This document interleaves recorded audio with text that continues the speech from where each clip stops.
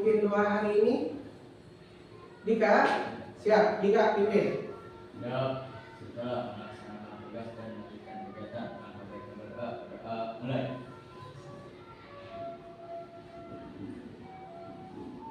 Berdoa selesai. Baiklah anak-anakku, setelah tadi kita awali pembelajaran hari ini dengan membaca doa, untuk melengkapi kegiatan pembelajaran hari ini, marilah kita sama-sama tanamkan rasa nasionalisme kita kepada negara kesatuan kita, yaitu negara Kesatuan Republik Indonesia, dengan cara menyanyikan lagu Indonesia Raya. Untuk itu, siapa yang biasa menyanyikan atau memimpin? Siap, langsung ke depan. Dan seluruhnya, Bapak Tadi minta dipersilakan untuk berdiri sejenak. Indonesia tanah airku.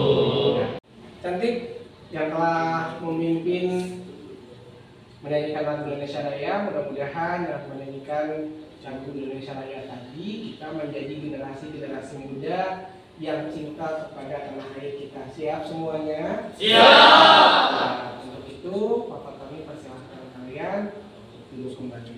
Siap. Terima kasih Pak.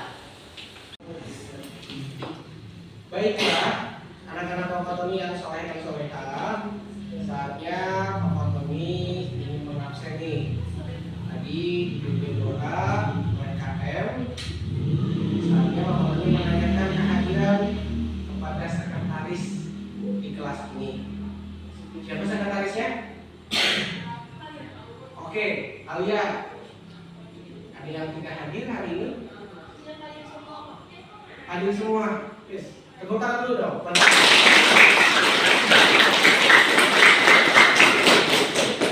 Terima kasih ya, kalian sudah hadir pada pembelajaran hari ini. Ya, nah, anak-anakku, hari ini kita itu akan membahas atau pada mata pelajaran hari ini berkaitan dengan implementasi kurikulum merdeka. Itu ada kegiatan yang berkaitan dengan proyek penguatan profil pelajar Pancasila atau sering disingkat menjadi PPA.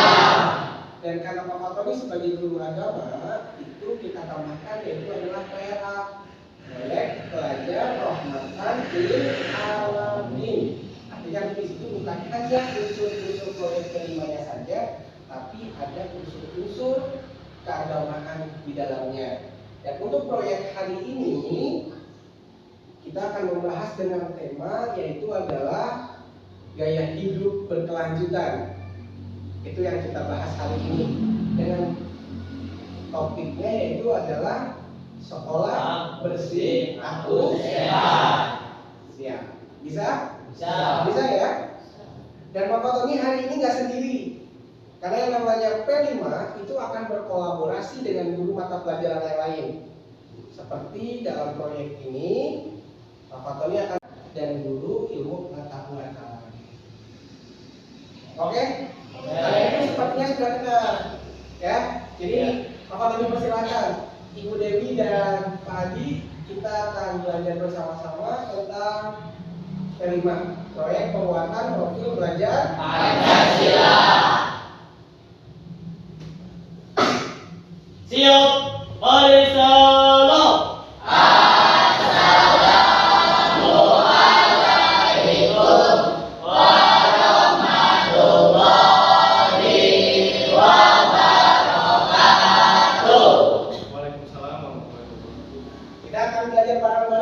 Bersama-sama dengan Bu Dewi dan Pak Adi dalam proyek ini. Nah, Bapak Tony ingin ngetes semangat kalian dulu semuanya nih. Masih semangat enggak? Masih. Coba berdiri dulu semuanya.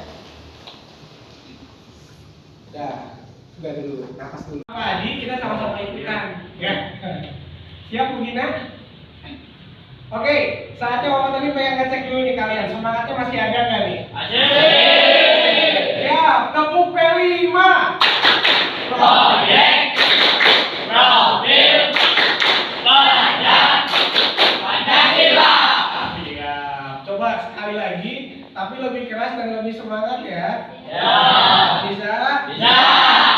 Tadi dan Bu Dewi bisa juga ya? Bisa. Siap. Oke, tepuk P5.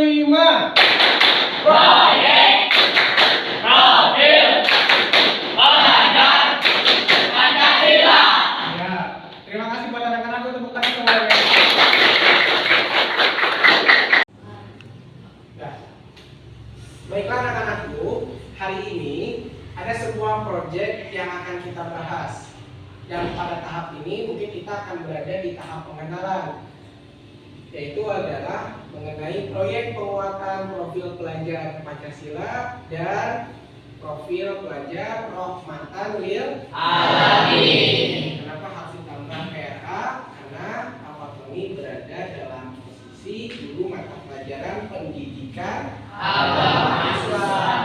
Jadi di dalamnya harus disertai dengan profil pelajar Rahmatan lil Alamin. Tema yang kita ambil yaitu adalah gaya hidup berkelanjutan dengan topiknya yaitu sekolah bersih aku sehat. Siap semuanya? Siap.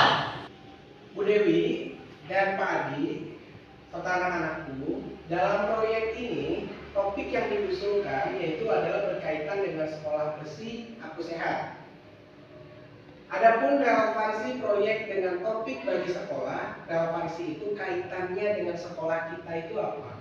Kebiasaan memilah sampah sebaiknya dilakukan dari lingkungan terdekat, terutama dalam tujuan proyek ini itu adalah sekolah bersih aku sehat. Proyek penguatan profil pelajar Pancasila ini mengambil tema yaitu adalah gaya hidup berkelanjutan dengan topik sampahku tanggung jawabku. Proyek tersebut kalian bisa baca di depan ya. Ada tujuan, yaitu adalah membentuk peserta didik memiliki kesadaran pentingnya menjaga lingkungan sekitar. Berarti ketika dalam kategori lingkungan sekitar, berarti lingkungan sekolah. Itu adalah tujuan dari diadakannya proyek kelima dengan tema sekolah bersih aku sehat. Oke, tadi berkaitan dengan tujuan. Nah, sekarang target dengan proyek tersebut yaitu sekolah bersih aku sehat. Ada sebuah target dalam proyek penguatan profil pelajar Pancasila dan pelajar Rahmatan lil Alamin ini diharapkan dapat membantu peserta didik dalam mencapai dimensi bernilai kritis, beriman dan bertakwa pada Tuhan Yang Maha Esa dan berakhlak mulia. Ta'adub, ta'adub itu artinya kalian memiliki sebuah adab dalam berkomunikasi teman-teman serta memperlakukan alam sekitar yang ada di lingkungan sekolah. Dan yang terakhir yaitu adalah tasamuh, saling bertoleransi atau menghargai. Untuk dimensi itu sendiri sebenarnya ada berapa ya? Ada 6 yang pernah Fatoni ajarkan ya. Kita coba tes, masih hafal tidak? Masih. Yuk kita semua berdiri, kita sama-sama. Bareng-bareng kita, ini adalah 6 dimensi yang harus tertanam dalam diri peserta didik dari hasil pelaksanaan P5 yang kita selenggarakan, yaitu adalah sekolahku sehat atau sekolah bersih aku sehat.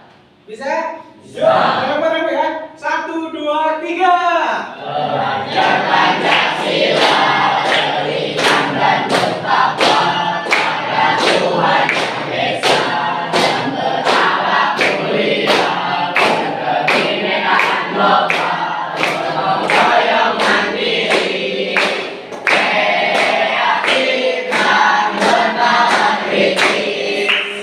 Oke, ternyata masih hafal semuanya ya. Dan itu adalah 6 dimensi dalam proyek P5 dan PRA atau pelajar Rahmatan lil Alamin. Bu Dewi dan anak-anakku silakan duduk kembali.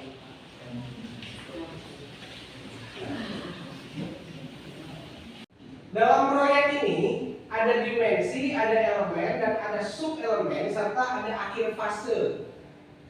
Ini diharapkan selama proses pembelajaran atau pelaksanaan P5 dan PRA ini, dimensi, elemen, dan sub elemen serta akhir fase setidaknya dapat tercapai dengan baik. Untuk dimensinya sendiri, serta elemen, sub elemen, dan akhir fase bisa disimak baik-baik dari PowerPoint atau dari slide yang sudah Pak Fatoni tampilkan.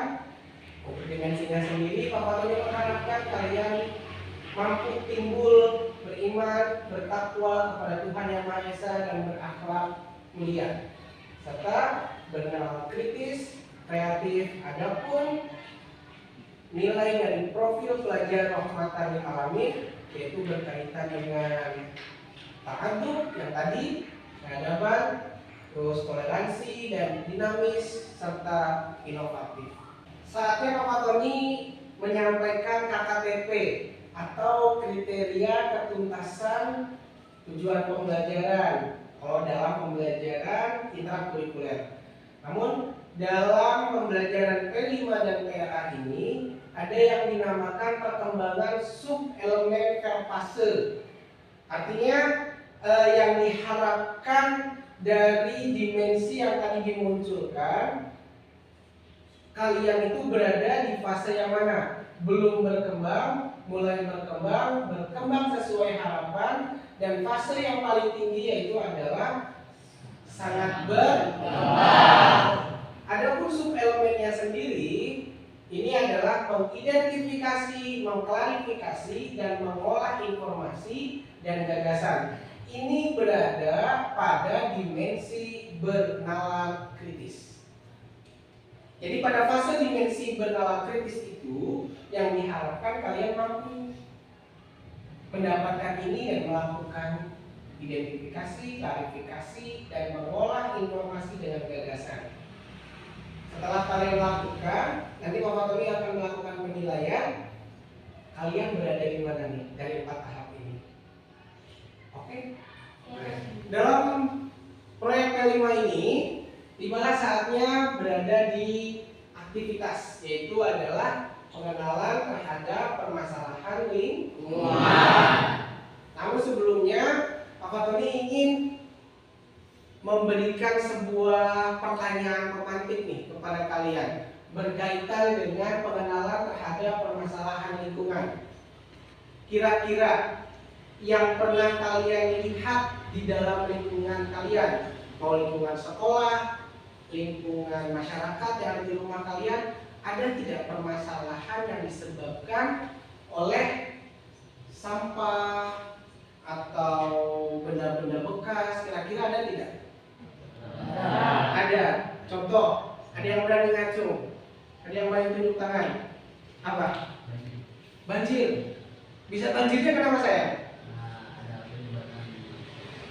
Disebabkan oleh apa nyumbatnya itu? Wah, ya itu. Itu adalah memang sebuah permasalahan lingkungan yang sangat vital ya. Kita sering lihat banjir di mana-mana dan itu disebabkan dari sampah. Tepuk tangan dulu dong. Oke, sebelum kita lari atau mengikuti aktivitas pertama, Pak Tony ingin mengorientasi kalian semua, membuka pola pikir kalian tentang pengenalan permasalahan yang ada di lingkungan, baik lingkungan rumah dan lingkungan sekolah. Dan nanti pada saat aktivitas 1 kalian akan berdiskusi, bahan diskusinya sudah Bapak Tony siapkan, nanti akan didampingi oleh Pak Adi dan Bu Dewi, ya. Dan sekarang kalian saksikan terlebih dahulu video tentang 6 cara menjaga lingkungan kita. Bisa disimak baik-baik ya videonya. Kita belajar Pancasila, kita bernafas dalam sila-silanya. Kita belajar Pancasila, ayo kita jaga untuk Indonesia. Bersatu dalam perbedaan, berpegang tangan dan berlari.